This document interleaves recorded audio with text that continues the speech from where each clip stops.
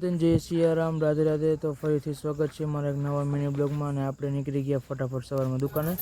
તો દુકાને પૂગી અને દુકાનનું આપણું તાળું ખોલી અને ફટાફટ દુકાનની આપણે અંદર ગળી અને ફટાફટથી આપણે લાઇટ ચાલુ કરી અને જોઈ શકો તો તમે લાઇટ થઈ ગઈ ચાલુ। અને ફટાફટ આપણે દુકાનની સાફ સફાઈ કરી નાખીએ। અને દુકાનની સાફ સફાઈ થઈ ગયા બાદ આપણે કરવાની છે અગરબત્તી।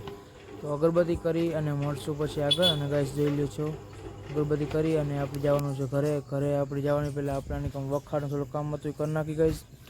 ફટાફટ વખાણનું કામ થઈ જાય તે પછી આપણે ફટાફટ નીકળી જવાનું છે ઘરે।